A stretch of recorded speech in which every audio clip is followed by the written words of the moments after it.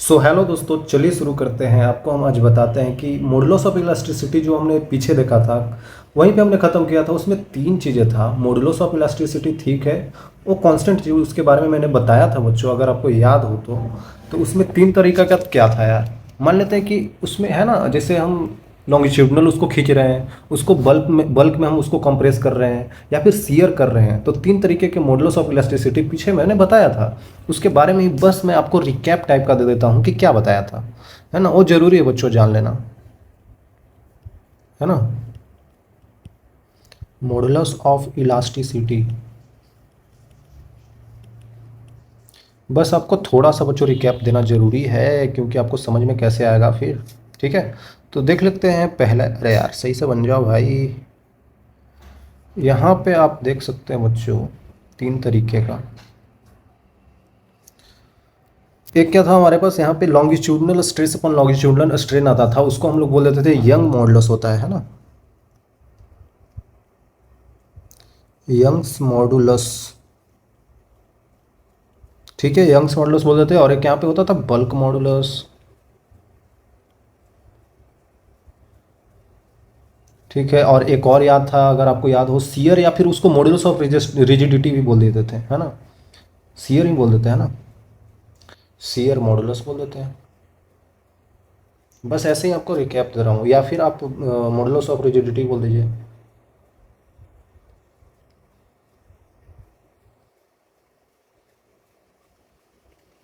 चलिए कोई बात ना बच्चों, यहाँ तक देख लिया हमने। अब इसमें हमने आपको बताया था, जो यंग्स मॉडुलस था उसको हम लोग वाई से रिप्रेजेंट करते हैं। बल्क मॉडुलस को, सॉरी मैंने कल के लिख दिया था, लेकिन कोई कोई किताब में बच्चों के भी लिखते हैं, बट चलिए हम बी से ही बता देते हैं, है ना। बी से बल्क मॉडुलस हो गया। सीयर मॉडुलस को हम लोग ईटा से आई थिंक रिप्रेजेंट करते हैं। ये बस रिप्रेजेंटेशन का तरीका है, उसमें कोई दिक्कत नहीं होना चाहिए आपको। तो यहाँ पे यंग्स मॉडुलस वाई जो आ जाता है हमारे पास, वो क्या है, वो होता है आपके लॉन्गिट्यूडनल,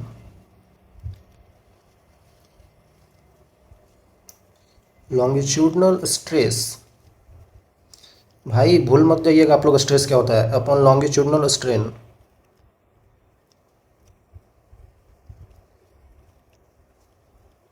ठीक है, ये चीज़ तो आपको याद ही होगा बच्चों, याद होना चाहिए यार। और यहाँ पे ये तो टेढ़ा लाइन क्यों बन रहा है मेरे से भाई। चलिए ठीक है, तो यहाँ पे अब अगर हम देखें तो बल्क मॉडुलस क्या होता था, ये भी बिल्कुल आसान था बच्चों, जल्दी से आप लोग खुद से भी बता सकते हैं। Volumetric stress upon volumetric strain. ठीक है, अगर ये चीज़ आपको अब पता चल गया हो, तो ये भी आपको पता चल जाएगा कि जो ईटा होता था, ईटा मतलब कि ये सीयर स्ट्रेस था, तो सॉरी सीयर था, सीयर मॉडुलस था। तो इसमें क्या करेंगे, सीयर स्ट्रेस रखेंगे, सीयर स्ट्रेस रखेंगे अपॉन में सीयर स्ट्रेन रखेंगे। ठीक है, काफ़ी इजी हो गया। ये चीज़ें तो पता होना चाहिए यार, ये तो पता होगा ही, मेरे को तो ऐसा लग रहा है। y इक्वल टू क्या है, लॉन्गिट्यूडनल स्ट्रेस। ये चीज़ मैं अभी फिगर वाइज ही बताऊंगा, अभी टेंशन नहीं लेना है, बस मैं रिकैप दे रहा हूँ, ऐसा याद दिला रहा हूँ आपको। तो जो होता था लॉन्गिट्यूडनल स्ट्रेस, वो फोर्स पर यूनिट एरिया, और स्ट्रेन क्या होता था, डेल्टा एल बाई एल होता था। अरे यार याद तो होगा ही। बल्क मॉडुलस क्या होता था आपको, वॉल्यूमेट्रिक स्ट्रेस, मतलब पूरे वॉल्यूम में हर एक जगह पे बराबर बराबर फोर्सेज लगते थे। वो कैसे हम लोग लिखते थे, वही फोर्स पर यूनिट एरिया, जो कि यहाँ पे प्रेशर बन जाता था, बताऊंगा आगे। और यहाँ पे भी वही डेल्टा भी अपॉन भी लिखते थे। बट याद कीजिएगा बच्चों, डेल्टा भी अपॉन भी यहाँ पे नेगेटिव होगा, क्यों होगा, मैं आपने तो कल बताया ही नहीं। वो ठीक है, मेरे को याद नहीं आया था, हम उल्टा ले रहे थे। लेकिन समझिएगा, डेल्टा भी मतलब कि पहले एक बड़ा सा था, उसको हमने हर एक डायरेक्शन में बराबर फोर्सेज लगा, पूरा गोला है बच्चों, हर जगह पे बराबर, तो इतना था तो पचका के इतना कर दिया, है ना। तो आपने क्या किया, वॉल्यूम कम कर दिया कि भाई, डेल्टा भी मतलब final volume minus initial volume, final volume कम है, मतलब ये छोटा है और ये बड़ा है, तो निगेटिव भी तो आएगा घटाने से, और क्या आएगा। तो बोलते हैं हम लोग कि निगेटिव लिख दीजिए आप लोग, चलिए कोई बात नहीं, लिख दिया। उसी तरीके से यहाँ पे ईटा जो होता है, यहाँ पे सीयर स्ट्रेस, यहाँ पे भी वही फोर्स पर यूनिट एरिया ही लिखते हैं। ठीक है, और यहाँ पे जो लिखते हैं हम लोग सीयर स्ट्रेन में, तो यहाँ पे स्ट्रेन में क्या होता है, सीयर स्ट्रेन में क्या होता है बच्चों, वहाँ पे अगर आप देखेंगे तो, अगर हम लोग इस डायरेक्शन में ऐसे फोर्स लगा रहे हैं, तो वो कुछ ऐसे होता है, तो वो एंगल जो फाई बनता है ना, यहाँ पे मैं अभी फिगर वाइज भी आगे बताऊंगा, लेकिन जो एंगल फाई बनता है ना, वही होता है। तो यहाँ पे हम फाई भी लिख सकते हैं। ठीक है, अब साफ साफ अगर आप लिखना चाहें तो ऐसे बता रख सकते हैं, एफ एल अपॉन ए डेल्टा एल। चलिए ठीक है, बल्क मॉडुलस हमारे पास हो गया एफ वी अपॉन डेल्टा भी है ना, माइनस का डेल्टा भी है, और नीचे क्या है, एरिया है। ऐसे करके लिख दीजिए इसको, कोई दिक्कत नहीं है। यहीं पे ए जो होता है एन का वैल्यू एफ अपॉन ए इंटू फाई मैंने बता रखा है बच्चों, अगर आपको याद हो स्ट्रेन वाली में चीज़ में मैंने बताया था शियर स्ट्रेन कैसे आता था, फाई का वैल्यू। और फाई का वैल्यू अगर आप लिखना चाहें यहाँ पे तो लिख सकते हैं भाई। फाई का वैल्यू क्या आ रहा था, एक्स अपॉन एल ही तो आ रहा था, बताऊँगा आगे, कोई दिक्कत नहीं है। ये चीज़ आपको बस ऐसे ही याद होनी चाहिए, मतलब पता होनी चाहिए यार, आगे मैं बताने वाला हूँ सब चीज़ इसके बारे में। मॉडुलस ऑफ इलास्टिसिटी में यंग्स मॉडुलस ज़्यादा इंपॉर्टेंट है, क्योंकि इससे से ज़्यादा सवाल आ जाते हैं, बाकी इधर नहीं आते हैं। ठीक है, चलिए धीरे धीरे तीनों को समझते हैं। तो यंग्स मॉडुलस ऑफ इलास्टिसिटी जो मैंने अभी बताया बच्चों, वो ये है। चलिए एक फिगर वाइज भी मैं आपको बताता हूँ। जैसे है ना, मान लेते हैं कि यंग्स मॉडुलस ऑफ इलास्टिसिटी में एक ऊपर से मान लेते हैं, एक हमने बड़ा सा दीवार लिया है और दीवार से एक रस्सी को लटका दिया है। ये रस्सी ऐसे लटका हुआ है, ठीक है, रस्सी का कुछ चौड़ाई है क्योंकि उसमें वजन है ना बच्चों, रस्सी में कुछ वजन है, और रस्सी को नीचे की तरफ खींच दिया। तो नीचे की तरफ खींचेंगे, नीचे की तरफ अगर हम फोर्स लगा के खींच रहे हैं तो ये कितना बढ़ गया है, डेल्टा एल बढ़ गया नीचे। और इसका ओरिजिनल लेंथ कितना था बच्चों, ओरिजिनल लेंथ हमको दे रखा था यहाँ पे एल है। ठीक है, हम लोग नीचे की तरफ फोर्स लगा रहे हैं, खींच रहे हैं इसको नीचे की तरफ, तो ये डेल्टा एल खींच गया है। हम ये बोल रहे हैं कि जो यंग्स मॉडुलस हम लोग वाई से रिप्रेजेंट करते हैं वो है लॉन्गिट्यूडनल, मतलब कि देख रहे हैं हम वो वन डायमेंशन में है। ये जो हम ले रहे हैं लेंथ यहाँ पे वन डायमेंशन में है, तो हम लोग वन डायमेंशन में नीचे की तरफ खींच रहे हैं, तो नीचे की तरफ जो फोर्स लगा रहे हैं हम लोग वो लॉन्गिट्यूडनल फोर्स है कि नहीं। मतलब ऊपर वाला जो स्ट्रेस अपॉन स्ट्रेन लिख रहा है ना, तो वो लॉन्गिट्यूडनल है। पीछे भी बता दिया, बोलेंगे बार बार बताने की ज़रूरत नहीं है, कोई बात नहीं बच्चों, थोड़ा सा देख लीजिए। लॉन्गिट्यूडनल स्ट्रेस हो जाएगा यहाँ पे, और उसी के कारण यहाँ पे लॉन्गिट्यूडनल स्ट्रेन हो जाएगा, कोई दिक्कत नहीं है, स्ट्रेन लिख देंगे लॉन्गिट्यूडनल। ठीक है, तो यहाँ पे जो वाई हो गया बच्चों, आप बता सकते हैं साफ साफ कि फोर्स जो लगाया था वो एरिया ऑफ क्रॉस सेक्शन लेते हैं। ये एरिया में लग रहा है ना, तो ये एरिया, अब ये एरिया ऊपर क्यों ले लिया, अच्छा यही ले लेंगे, कोई दिक्कत नहीं है, ये भी एरिया वही है, uniform area of cross section है कि नहीं। तो यूनिफॉर्म है तो फोर्स पर यूनिट एरिया लिख लेंगे, और नीचे में कितना आ जाएगा, डेल्टा एल अपॉन एल आ जाएगा। तो हम लोग बोलते हैं एफ एल अपॉन ए डेल्टा एल बोल देते हैं, कोई दिक्कत नहीं है, यही यंग्स मॉडुलस हो जाता है आपके पास। मैंने पीछे बता रखा है, जो भी मॉडुलस ऑफ इलास्टिसिटी हम लोग ले रहे हैं उसमें बच्चों वो कांस्टेंट होता है चीज़, है कि नहीं, वो चीज़ कांस्टेंट है। कैसे डिपेंडेंसी होता है मैंने पीछे बता रखा है बच्चों, आप देख लीजिएगा, है कि नहीं, वो बार बार उसको बताने की कोई ज़रूरत नहीं है। एक यहाँ पे मैं कॉन्सेप्ट बताना चाह रहा था, मतलब कॉन्सेप्ट टाइप ही, थोड़ा सा ट्रिक टाइप का होता है। वो ये है कि अगर आप मान लीजिए ना कि अगर आपके पास एल लेंथ दिया हुआ है, एल लेंथ इस मान लेते वायर का था, ये वायर का लेंथ एल था, इसको खींच के मैंने 12 कर दिया, एल से लेंथ 12 कर दिया, तो फाइनल लेंथ कितना हो जाएगा, 12 हो जाएगा। एल से हमने 12 कर दिया, ठीक है, एल से अगर हमने 12 कर दिया तो ये इनिशियल लेंथ था, फाइनल लेंथ, तो डेल्टा एल कितना हो जाएगा, 12 माइनस एल हो जाएगा, मतलब कि एल हो गया। इसका मतलब अगर आप स्ट्रेस लिखते हैं, स्ट्रेस क्या होता है, फोर्स पर यूनिट एरिया, फोर्स पर यूनिट एरिया तो हम लोग लगा ही रहे हैं। स्ट्रेन क्या हो जाएगा यहाँ पे, स्ट्रेन क्या हो जाएगा, स्ट्रेन हो जाएगा आपके पास बच्चों डेल्टा एल अपॉन एल होता है, तो डेल्टा एल यहाँ पे एल है, और ओरिजिनल लेंथ कितना था, एल ही था भाई, 1 हो गया। यही मैं बता रहा था बच्चों कि यहाँ पे थोड़ा सा हो जाता है, क्योंकि 12 में ऐसा हो रहा है केस, इसीलिए हम ऐसा बता दिए। ठीक है, तो अब आप समझ सकते हैं, क्या समझ सकते हैं भाई, कि जो यंग्स मॉडुलस था वो क्या हो जाएगा, लॉन्गिट्यूडनल स्ट्रेस, जो कि एफ अपॉन ए है, और ये तो 1 ही हो गया, तो नीचे में 1 लिख देंगे। तो आपको साफ साफ पता चल रहा है ये और कुछ नहीं, स्ट्रेस ही है। इसका मतलब कि स्ट्रेस और यंग्स मॉडुलस यहाँ पे बराबर हो गया, वो केस ऐसा था इसलिए बराबर हो गया, ऐसा कोई ज़रूरी नहीं है कि हर बार ही बराबर आ जाए। यही मोटा मोटी तौर पे बताना था आपको बच्चों, और ज़्यादा इसमें कुछ है नहीं। देख सकते हैं आप, अगला जो हम ले रहे हैं यहाँ पे केस, वो क्या है कि elongation of road under its self weight. ये एक अच्छा सा केस बनता है यहाँ पे कि अगर कोई वायर लटका हुआ है, उसके अपने वजन से इलोंगेशन कितना होगा।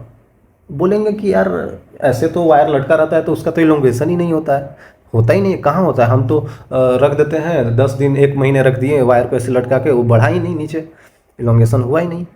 बिल्कुल सही बात बोल रहे हो बच्चों। लेकिन अगर हम वो मैसिव ले लेते हैं, मतलब उसमें मास बहुत ज़्यादा है और वो प्लस में इलास्टिक भी है कि नहीं, इलास्टिक भी है। आप ये समझिए ना कि आप बलून को ले लीजिए, बलून कैसा होना चाहिए, सिलेंड्रिकल टाइप का, उसमें पानी भरेंगे तो देख सकते हैं नीचे की तरफ ज़्यादा पानी आ जाता है, तो वो थोड़ा इलोंगेट हो गया क्योंकि वो इलास्टिक है।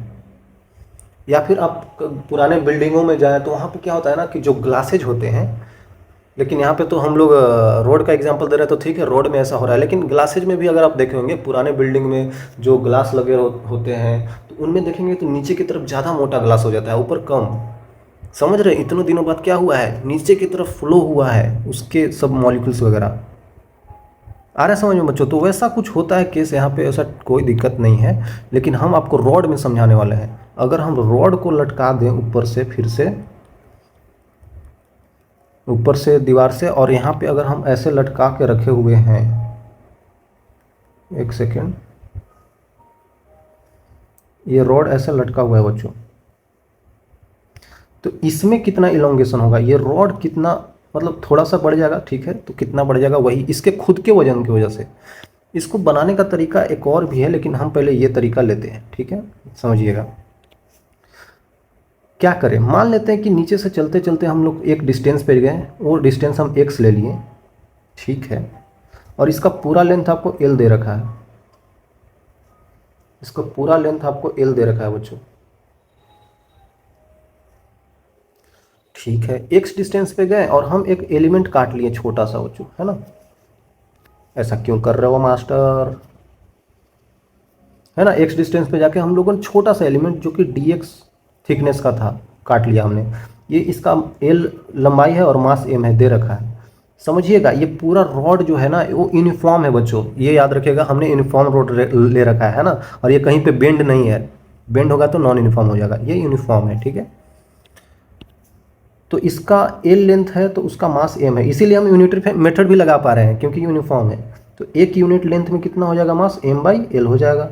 तो बोला जा रहा है कि अगर आप ये dx छोटा सा एलिमेंट का मास निकालना चाहें तो कितना हो जाएगा, ये छोटा सा एलिमेंट का जो कि dx लेंथ का है, तो उसका मास हो जाएगा बच्चों m/l इंटू dx, ठीक है। तो इतना मास आ गया। चलिए भाई, तो ध्यान दीजिए कि ये छोटा सा एलिमेंट को हम बड़ा कर देते हैं कि नहीं, ये छोटा सा एलिमेंट को बच्चों हम लोग बड़ा कर देते हैं, जूम करते हैं, तो ये कुछ ऐसा ही तो दिखेगा, है कि नहीं। ये dx ही था, इसका मास dm छोटा सा होगा, और देखिएगा इसका खिंचाव होगा, खिंचाव की वजह से ही तो इलोंगेशन होगा भाई। तो खिंचाव कैसे हो रहा है, इस पार्ट पे ये नीचे लटका हुआ इतना सामान है, इस नीचे वाले पार्ट से लटका हुआ सामान, जिसके नीचे जितना सामान लटका है उस पर उतना ही टेंशन लगेगा। अगर आप अमरूद के पेड़ पे ऐसे लटके हुए हैं, आपके पैर धर के कोई और आदमी लटका हुआ है, तो पैर पे आपका टेंशन लगेगा जितना उस आदमी का वेट होगा जो नीचे आपके लटका हुआ है। तो उसी तरीक़ा से यहाँ पे जो भी टेंशन क्रिएट होगा यहाँ पे इस नीचे वाले वेट की वजह से होगा। तो नीचे वाला का वेट कितना है, नीचे वाला का कितना मास है बच्चों, dx का मास लिए तो m/l इंटू dx, तो x का ले लेंगे तो यहाँ से x मल्टीप्लाई कर देंगे, dx की जगह पर x मल्टीप्लाई कर देंगे, ठीक है। तो इतना इसका जितना इसका होगा मास, उसके वजह से यहाँ पे टेंशन क्रिएट होगा यहाँ पे, है कि नहीं। तो उसको नीचे की तरफ खींचने की कोशिश करेगा ये टेंशन, कितना, जो इसका वेट होगा, तो t मान लेते हैं। अरे भाई इतना वेट होगा ना इसके वजह से, अभी नहीं पता है लेकिन t मान लेते हैं, ठीक है।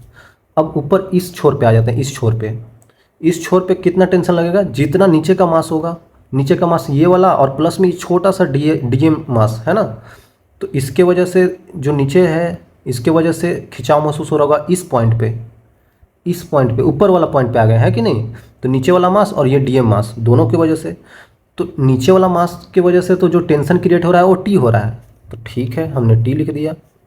तो ऊपर के डायरेक्शन में भी t होगा। और एक और है बच्चों, ये छोटा सा मास है, इसके वजह से भी टेंशन होगा, कितना टेंशन होगा, छोटा सा dt मान लेते हैं, है कि नहीं, dt मान लेते हैं। समझिएगा बच्चों, बोलेंगे कि t ऊपर कैसे लग गया, अरे यार अब हम लोग NLM पढ़ाने लगे बच्चों। NLM में नहीं बताया था कि टेंशन हमेशा लगता है अपोजिंग, मतलब दूर, उससे दूर खींचता है, टेंशन किसी को चीज़ को दूर खींचता है। तो दूर की तरफ ही तो लगेगा, ये टेंशन ऊपर लगेगा ही तो। ये एलिमेंट ऊपर वाला क्या चाह रहा होगा कि इसको जाने नहीं दे, तो ऊपर की तरफ ही तो टेंशन लगेगा। ये सब छोटी मोटी बातें हैं बच्चे, है कि नहीं। ऊपर टेंशन इन दोनों की वजह से, नीचे वाला टेंशन बस ये नीचे वाला की वजह से। आई थिंक क्लियर होगा भाई, बहुत बताया मैंने। ठीक है, क्या लग रहा है? ठीक है, ये टेंशन तो कैंसिल आउट हो गया, तो ऊपर लगने वाला ये डी टी ही तो बचा, ये डी टी ही तो बचा। इसी के कारण तो इलोंगेशन हो रहा होगा, क्योंकि ये दोनों तो कैंसिल आउट होते हुए दिख रहे हैं मेरे को। तो यहाँ पे डी टी जो फोर्स लग रहा है उसके कारण से छोटा सा टेंशन क्रिएट होगा। वो छोटा सा टेंशन क्या होगा वो हमें पता करना है। पता कर सकते हैं, इसका मास कितना है डी एक्स, जो इसका मास है इंटू में नीचे जी लग रहा होगा, वही तो डी टी होगा बच्चों। अरे यार, डी टी वही तो होगा। तो सिंपल सी बात, हम लोग डी टी निकाल सकते हैं। कितना हो जाएगा बच्चों? वो हो जाएगा, कितना हो जाएगा, एम जी। तो डी एम मास कितना है? M by L into D X into G. M G होगा ना, तो एम जी कर दिया हमने। ठीक है, इतना टेंशन लग रहा है, वही तो फोर्स है। तो हमें इलोंगेशन का फॉर्मूला याद है कि नहीं? क्योंकि यहाँ पे यंग्स मॉडुलस बराबर होता है, क्या होता है? फोर्स पर unit area into delta L by L होता है। आपको पता होगा कि डेल्टा एल यहाँ पे इलोंगेशन होता है कि नहीं? तो डेल्टा एल का हमने फॉर्मूला निकाल दिया। कितना हो गया बच्चों? फोर्स एल अपॉन वाई ए, वाई ए होगा ना? हाँ ठीक है, तो हमें ये निकालना है। डी एल छोटा सा इलोंगेशन है, यहाँ पे डी एक्स है, डी एल की जगह पे डी एक्स लिख दिए हैं कि नहीं? तो यहाँ पे डी एक्स छोटा सा इलोंगेशन आपको बता रहा होगा, वो होता है फोर्स। फोर्स कितना लग रहा है? यही फोर्स है बच्चों। अरे यार, यही तो फोर्स है खींचने वाला फोर्स यही तो है, डी टी, यही फोर्स है बच्चों।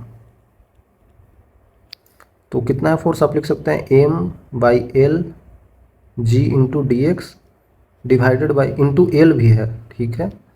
नीचे है वाई और ए, एरिया ऑफ क्रॉस सेक्शन इसका ये मान लेते हैं कहीं पे भी, क्योंकि यूनिफॉर्म है। तो आप देख सकते हैं यहाँ पे एल और एल तो उड़ गया भाई, ठीक है। एक सेकेंड, ये जो हमने एल रखा है, एल हम लोग डिस्टेंस ले रहे हैं ना भाई, एल डिस्टेंस ले रहे हैं हम लोग, एल डिस्टेंस ले रहे हैं इसका, है कि नहीं? ये जो एल डिस्टेंस ले रहे हैं ये वाला है कि नहीं? ये वाला छोटा सा डिस्टेंस डी एक्स। तो हम लोग काट क्यों रहे हैं? काटना नहीं है ना बच्चों, समझिएगा मैंने काट दिया गलती से। ये एल डिस्टेंस किसका ले रहे हैं हम लोग? डी एक्स, छोटा सा हम लोग कंसिडर कर रहे हैं, छोटा सा इलोंगेशन। तो छोटा सा इलोंगेशन के लिए यहाँ पे छोटा सा लेंथ लिखेंगे। इसका छोटा सा लेंथ कितना है? इसका हम लोग यहाँ से लेंथ लिए थे ना, तो छोटा सा लेंथ इसका कितना हो जाएगा? एक्स ही तो हो जाएगा भाई।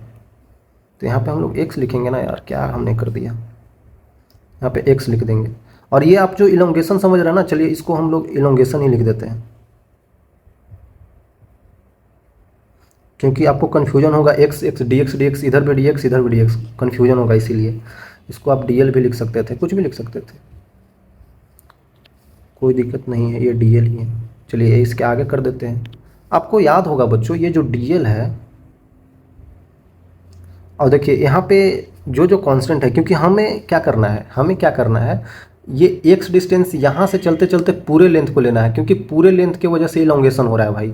तो यहाँ से चलते चलते पूरे लेंथ को लेना है, यहाँ से पूरे लेंथ, मतलब पहले जीरो लेंथ होगा, 1 2 3 4 ऐसे बढ़ते बढ़ते पूरा एल है, पूरा लेंथ एल है। तो हम लोग जो इंटीग्रेट करेंगे यहाँ पे, हम लोग जो इंटीग्रेट करेंगे भाई, वो 0 से एल तक कर देंगे, है कि नहीं? 0 से एल तक। तो यहाँ पे साफ साफ पता चल रहा है। और इसको भी इंटीग्रेट कर देंगे तो ये पूरा इसका डेल्टा एक्स ही आ जाएगा, डेल्टा एल ही आ जाएगा इलोंगेशन। वो हो जाएगा आपके पास, एम कांस्टेंट है, एल नीचे कांस्टेंट है, जी भी कांस्टेंट ही था, Y into area of cross section भी कांस्टेंट है। आप देख सकते हैं यहाँ पे बच्चों, एक्स डी एक्स का इंटीग्रेशन क्या होता है? X square by 2। और आप देख सकते हैं कहाँ से कहाँ तक जाना है, 0 से एल तक जाना है। तो यहाँ पर डेल्टा एल का वैल्यू आपको दिख सकता है साफ साफ, M G Y L A into L square by 2। एक एल यहाँ पे कट जाएगा, तो क्या बचेगा यहाँ पे? M G L divided by Young's modulus, मतलब नीचे 2 एक आ रहा है, ठीक है। यही आंसर हो जाता है, यही हो गया, और क्या। एम जी यहाँ पे क्या है? यही एम जी वेट है।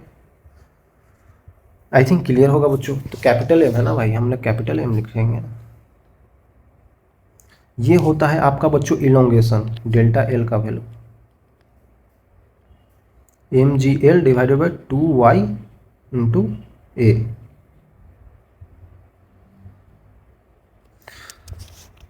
ओके, ये आ गया। ये एक और तरीका से भी आ सकता है।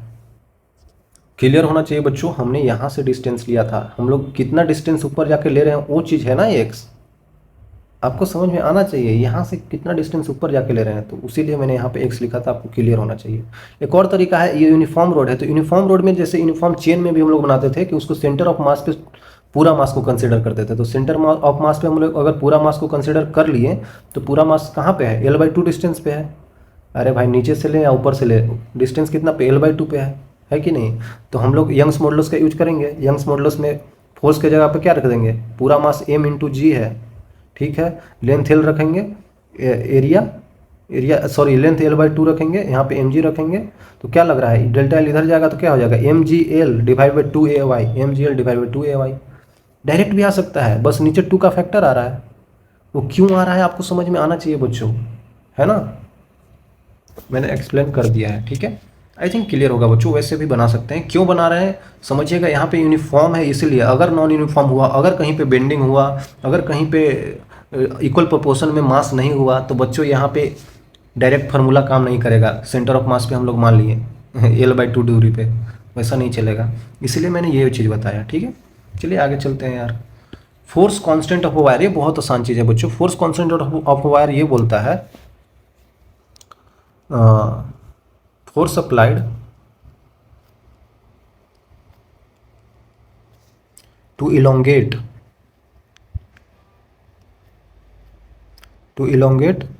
यूनिट लेंथ, है ना बच्चों, unit length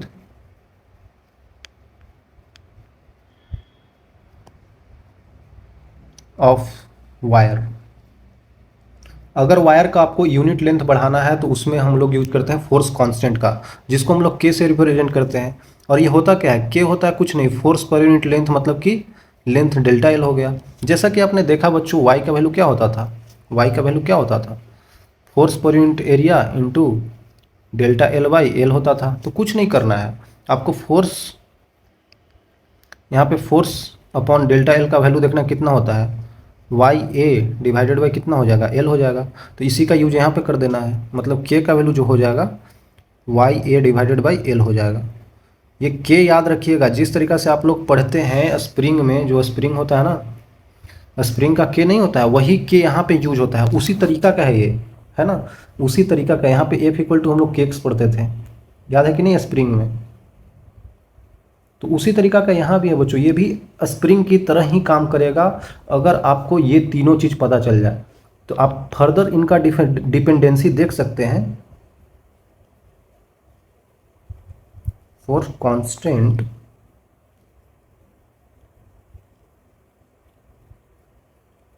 depends on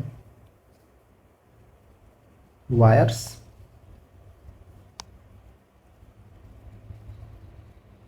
area length and nature of the object. Object मतलब वही जो वायर जिस मटेरियल का बना है उस पर भी डिपेंड करता है। चलिए ठीक है, यहाँ तक कोई दिक्कत नहीं होना चाहिए। हम ये चीज़ आगे भी बताएंगे, याद रखिएगा। अभी बस ऐसे ही आप देख लीजिए। एक और मैं एग्जाम्पल के थ्रू समझाना चाहता हूँ। एक एग्जाम्पल मेरे को याद आ रहा है, वो क्या था कि अगर हमने कोई एल लेंथ का हमने ले लिया है वायर टाइप का, ठीक है, यूनिफॉर्म है बच्चों, यूनिफॉर्म ही ले रहे हैं, ठीक है, ये एल लेंथ का है। इस पे हमने जब T1 फोर्स लगाया और इस पे जब हमने T2 फोर्स लगाया तो इसका लेंथ चेंज हो गया, इसका लेंथ L2 हो गया। और जब इस पे फोर्स लगाया हमने L1 हो गया, जब L2 हो गया जब T2 फोर्स लगाया, ठीक है। आई थिंक क्लियर है, हमने ऐसा किया। तो ये फाइनल लेंथ आप देख सकते हैं यहाँ पे। फाइनल लेंथ क्या है, एल फाइनल मतलब कि L1 बराबर इनिशियल लेंथ प्लस कुछ डेल्टा एल ऐड हुआ होगा, है कि नहीं। डेल्टा एल मतलब मान लेते हैं उसको L1 मान लेते हैं, उसी तरीका से इसको यहीं लिख देते हैं ना यार। फाइनल लेंथ L1 क्या हो जाएगा, इनिशियल लेंथ प्लस कुछ एल ऐड हो गया जो कि L1 मान लेते हैं। फाइनल लेंथ L2 है, इनिशियल लेंथ L था प्लस कुछ L2 ऐड हो गया होगा, ये डेल्टा एल ही है स्मॉल वाला। आई थिंक क्लियर होगा। हमको निकालना है इनिशियल लेंथ क्या है, हमको फाइंड करना है initial length L in terms of L1 L2 T1 T2 इसके रूप में फाइंड करना है, इसीलिए मैंने ये क्वेश्चन दिया। समझ रहे हैं आप अब सिंपल सी काम कर सकते हैं, वायर सब सेम है तो मतलब इसका यंग्स मॉडुलस वाई क्या होगा, फोर्स, एक सेकेंड इसका होगा ना क्योंकि मैंने इसको खींचा है मैं क्या कर रहा हूँ भाई। तो आप देख सकते हैं जो यंग्स मॉडुलस वाई होगा वो पहली केस में आप देख सकते हैं फोर्स मतलब T1 लगाया है ना, T1 पर unit area of cross section into delta L by L, delta L मतलब कि L1 खींच के कर दिया है अपॉन इनिशियल लेंथ L था। ठीक है, एरिया आई थिंक आपको दे रखा होगा, एरिया A1 ही दे रखा होगा। उसी तरीके से सेकंड केस में जो यंग्स मॉडुलस हो जाएगा वो क्या हो जाएगा बच्चों, T2 अपॉन A2 इंटू यहाँ पे L इनिशियल लेंथ था अपॉन L2 हो जाएगा। ठीक है, ये चीज़ आई थिंक आपको समझ में आ रहा होगा। तो यहाँ से आप निकाल सकते हैं L1 का वैल्यू क्या होगा बच्चों, T1L divided by Y A1। यहाँ पे L2 वैल्यू आप निकाल सकते हैं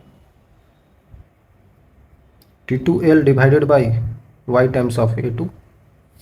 यहाँ से L1 L2 का वैल्यू इन दोनों में पुट करके आप आंसर निकाल सकते हैं, है कि नहीं।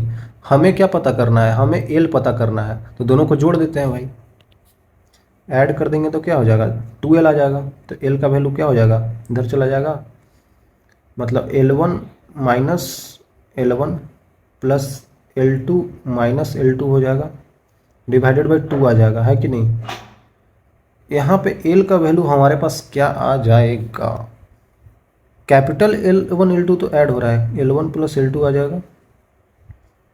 L1 L2 का अगर सम करेंगे तो इन दोनों ये इसको और इसको करना पड़ेगा, तो कर लेते हैं भाई T1L Y A1 plus T2L upon Y A2, इन दोनों को ऐड करना पड़ेगा, डिवाइडेड बाई 2 है। तो अब बोलेंगे L का वैल्यू, अब इसमें ये सब भी आ रहा है, एरिया भी आ रहा है, तो उसको कैसे हटाए, उसको हटाने के लिए एक और आप सब्ट्रैक्ट कर सकते हैं। अगर आप सब्ट्रैक्ट करेंगे तो क्या हो जाएगा, L1 minus L2 equal to L1 minus L2। तो यहाँ से L1 L2 में कुछ कुछ ऐसा रिलेशन आपको दिख सकता है क्योंकि L का टर्म हट गया। तो अगर आपको यहाँ पे लाना है तो ये टर्म हट जाएगा, L1 L2 का टर्म हट जाएगा, सॉरी स्मॉल वाला हट जाएगा। हाँ, हमको यही तो हटाना है बच्चों। आई थिंक क्लियर होगा बच्चों। यहाँ पे इसको अगर हटाना है तो इसको भी हम लोग कर सकते हैं, इन दोनों को भी घटा सकते हैं। अब एक्चुअली में यहाँ पे अगर आप सोल्व करें तो हो जाएगा, ऐसा नहीं है कि सोल्व नहीं होगा, हो जाएगा। T1L divided by Y A1 minus T2L divided by Y A2, ये सोल्व हो जाएगा। तो यहाँ पे सोल्व करना थोड़ा मुश्किल हो रहा है, तो आप ये कैलकुलेशन खुद से भी कर सकते हैं, करके हमें बताइएगा अभी, क्योंकि इक्वेशन बन चुका है, एल इनके टर्म में आ चुका है और यहाँ सब्ट्रैक्ट करने से भी आ जाएगा इन सब को। ठीक है, करिएगा बच्चों खुद से, ऐसा नहीं है कि छोड़ देना है। ठीक है, आ जाते हैं यार बल्क मॉडुलस पे। सिंपल सी बात है, बल्क मॉडुलस हमने पीछे बता दिया, बल्क मॉडुलस ऐसा नहीं है, बस इसी को थोड़ा सा और हमने क्लियर करना है। मान लेते हैं कि एक हमने स्फीयर लिया जो पहले इतना बड़ा था, जिस पे प्रेशर लगाने के बाद वो पचक गया, है ना। स्फीयर है तो पूरा पूरा गोला होगा ना, हर एक डायरेक्शन में बराबर बराबर फोर्सेज लग रहा होगा। हम ऐसा इन्वायरमेंट क्रिएट कर देते हैं कि हर एक डायरेक्शन में उस पर बराबर बराबर ही फोर्स लग रहा है। बोलेंगे कहाँ से इन्वायरमेंट आ गया गुरुजी, अरे जब डीप सी लेवल के अंदर चले जाते हैं ना तो वहाँ पे लगभग लगभग चारों डायरेक्शन से बराबर फोर्स लगने लगता है, क्योंकि हमारा जो कंसिडर करने का ये शेप है वो छोटा होता है, तो कंसिडर करते हैं कि हर जगह पे बराबर ही होगा। इसका रेडियस हम लोग स्मॉल r1 ले लेते हैं, स्मॉल r ही ले लेते हैं, ये कैपिटल R होगा, ये चेंज इन वॉल्यूम डेल्टा भी होगा। हमने अभी पढ़ा कि बल्क मॉडुलस B जो होता है वो होता है वॉल्यूमेट्रिक स्ट्रेस अपॉन स्ट्रेन होता है।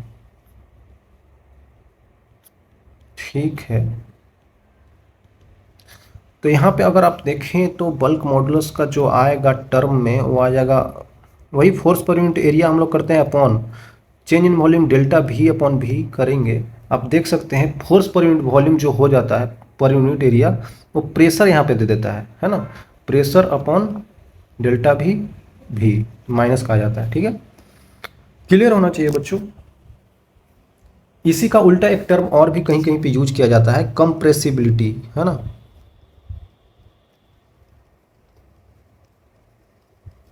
कंप्रेसिबिलिटी को हम लोग के से डिनोट कर देते हैं, ये सब बस डिनोट करने का तरीका है, ये और कुछ नहीं होता है।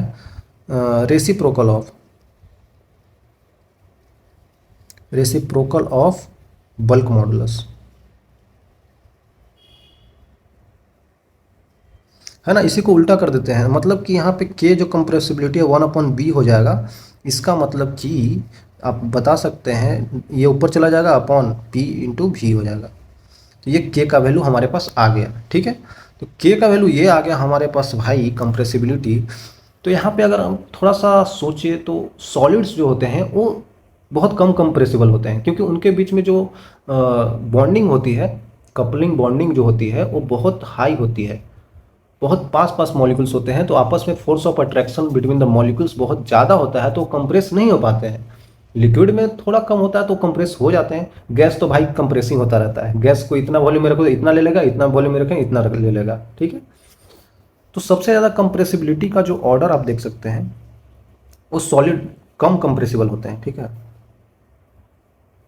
कंप्रेसिबिलिटी का ऑर्डर अगर हम देखें तो सबसे कम कंप्रेसिबल तो सॉलिड ही होते हैं, फिर लिक्विड होते हैं और फिर गैस होते हैं। गैस सबसे ज़्यादा कंप्रेसिबल होते हैं। लेकिन वही इसका उल्टा अगर हम किसका, बल्क मॉडुलस का मतलब कि ऑर्डर देखें, बल्क मॉडुलस का ऑर्डर क्या हो जाएगा, जस्ट उल्टा हो जाएगा ना, क्योंकि रेसिप्रोकल होता है भाई। मतलब कि सॉलिड का ज़्यादा हो जाएगा, लिक्विड का उसके कम, और फिर गैस का हो जाएगा। ठीक है कि नहीं। और कंपेयर करें तो भाई सॉलिड का बहुत ज़्यादा होता है बल्क मॉडुलस, इसका मतलब लगभग 10⁻7 टाइम्स से ज़्यादा हो जाता है गैस से। ये सब ऑर्डर्स किताबों में एनसीईआरटी में दिया रहता है, चाहे तो आप चेक कर सकते हैं। बस ऐसे ही हम ऑर्डर बता दिए। ठीक है, कोई दिक्कत नहीं होना चाहिए भाई। चलिए आगे चलते हैं। इस तरीक़ा से बल्क मॉडुलस हो जाता है। इसी तरीक़ा से हम लोग देख सकते हैं क्या, शियर मॉडुलस भी देख सकते हैं।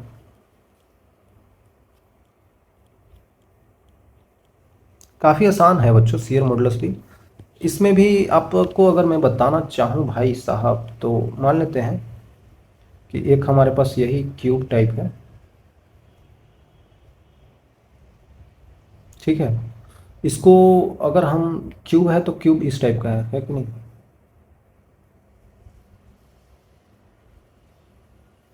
इसको रखे हुए हैं और इसको हमने इस टाइप से इधर से ऐसे करके शियर स्ट्रेस दिया। अरे भाई जब किताब ऐसे रखा होता है उस पर ऐसे फोर्स लगाएंगे ऐसे, तो इस डायरेक्शन में ऐसे मुड़ेगा। और नीचे वाला बेस लेकिन फिक्स रहेगा भाई, नीचे का बेस फिक्स रहेगा। नीचे का बेस में कोई दिक्कत नहीं होना चाहिए, नीचे जमा हुआ है एकदम, समझिए, है ना। बस ऊपर से ये थोड़ा सा मूव कर जाता है, तो मूव करता है तो कुछ हमें इस टाइप का दिखता है, कुछ इस टाइप का आगे बढ़ जाता है कि नहीं। तो हमें लगता है कि आगे बढ़ गया, किताब नहीं बढ़ता है, बस वो थोड़ा सा ऊपर से मूव कर जाता है। ये देख सकते हैं, अगर ये थोड़ा सा ऐसे करके मूव कर गया, इधर थोड़ा सा इधर मूव कर गया,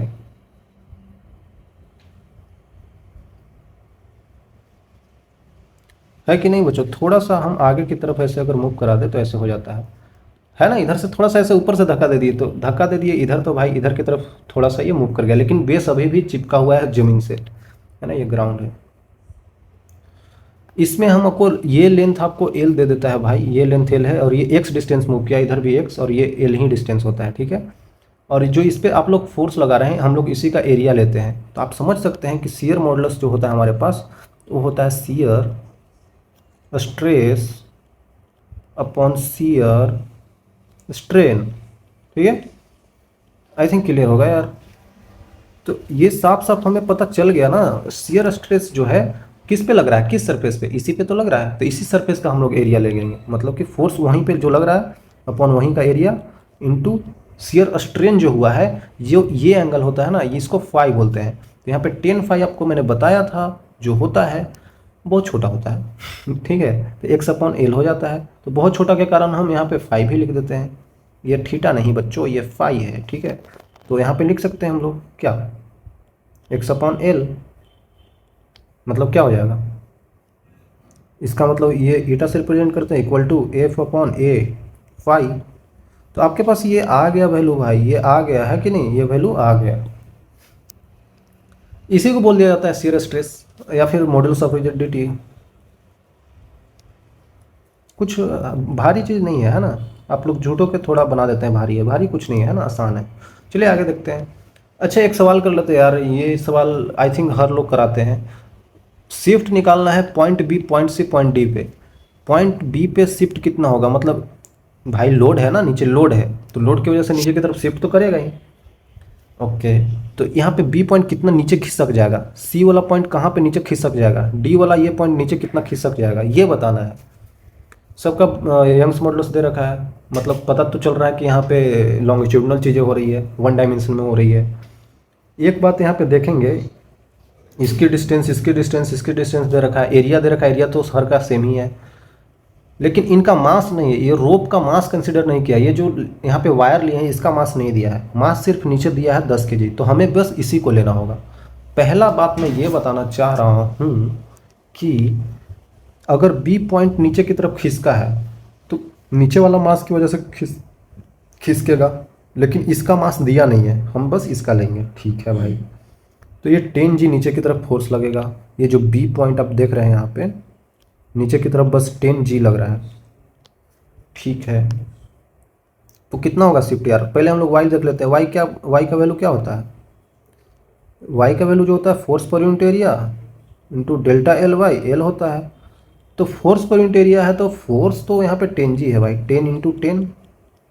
लेंथ कितना है भाई, लेंथ कितना है, लेंथ तो इसका 0.1 मीटर डिवाइडेड बाय एरिया कितना है, एरिया 10 के पावर -7 मीटर स्क्वायर है।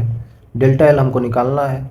यंग्स मॉडुलस आपको बी पॉइंट का दिख रहा है, मतलब ए बी का दे रखा है, ठीक है। वो कितना है भाई, 2.5 इंटू 10⁻10, ठीक है। चलिए कोई बात नहीं, कर लेते हैं। तो यहाँ से डेल्टा एल आप निकाल सकते हैं बच्चों, कितना आ जाएगा भाई, ऊपर आ जाएगा आपके पास 10, नीचे आ जाएगा आपके पास 2.5 इंटू 10⁻3, मतलब कि 1/250। क्या बात कर रहे हैं, हाँ 250, मतलब कि 0.4 है कि नहीं, 0.04 0.004 मीटर आ जाएगा। मतलब कि हम लिख सकते हैं 4 mm, है कि नहीं, 4 mm लिख सकते हैं। डेल्टा एल का वैल्यू हमारे पास 4 mm आ गया, मतलब बी पॉइंट नीचे 4 mm खिसकेगा। चलो भाई ठीक है, सी पॉइंट कितना खिसकेगा उसी तरीक़ा से करना होगा सोल्व। तो इसके लिए हमको पेज चाहिए, है कि नहीं, एक पेज है हमारे पास, तो इसको हम लोग इधर ला देते हैं। चलिए आगे क्या बोला जा रहा है, सी पॉइंट कितना खिसकेगा, सी पॉइंट देख लेते हैं भाई। सी पॉइंट के नीचे की तरफ फिर से 10G ही लगेगा, क्योंकि बच्चों उसका मास नहीं दिया है रोप का, इसीलिए। तो यंग्स मॉडुलस फिर से हम लोग लिख देंगे, कितना हो जाएगा भाई, इसका कितना है, BC का 4 × 10⁻10, कितना खिसकेगा, force 10 into 10 divided by area तो सेम ही 10⁻7 इंटू में डेल्टा एल हमको नहीं पता है, और ऊपर एल कितना हो जाएगा, एल हो जाएगा 0.2 मीटर का है। सब खुद से करिए बच्चों, है ना, अब कितना मैं करूं। ये कितना हो जाएगा भाई, यहाँ पे डेल्टा एल का वैल्यू हमारे पास आ रहा है, ऊपर हो जाएगा 2, मतलब कि ऊपर हो जाएगा 20, नीचे हो जाएगा 4 × 10⁻3, साफ साफ दिख रहा है हमको 5 mm। तो ये वाला पॉइंट सी जो है नीचे की तरफ 5 mm बढ़ जाएगा। ये गलत है, ये गलत है भाई, 5 mm नहीं बढ़ेगा। अरे मास्टर तो फिर बताया क्यों, गलत बताया फिर। नहीं बच्चों, ये 5 mm नीचे बढ़ेगा, और ये ऑलरेडी नीचे 4 mm बढ़ चुका है। मतलब ये ऑलरेडी 4 बढ़ गया और ये 5 बढ़ गया, मतलब टोटल जो यहाँ पे शिफ्ट हो रहा है सी पॉइंट में 5 तो हो ही रहा है, प्लस में 4 ऑलरेडी हो चुका है, तो भाई ये 5 और 4 9 हो गया ना। इसका मतलब हम अगर शिफ्ट लिखना चाहें सी पॉइंट में तो ध्यान दीजिएगा, शिफ्ट इन सी पॉइंट वो हो जाएगा आपके पास, दोनों का सम करना पड़ेगा, मतलब 5 + 4 मतलब कि 9 mm का नीचे डिस्प्लेसमेंट होगा, नीचे की तरफ शिफ्ट होगा। उसी तरीक़ा से अब तो आपको समझ में आ गया होगा। सी के बाद डी पॉइंट में कितना होगा, नीचे की तरफ वही 10G लग रहा है, फिर से वही यंग्स मॉडुलस अब कितना में आ जाएगा, अब सी और डी में आ जाएगा 10 के पावर 10 है, जो कि 10 के पावर 10 है भाई।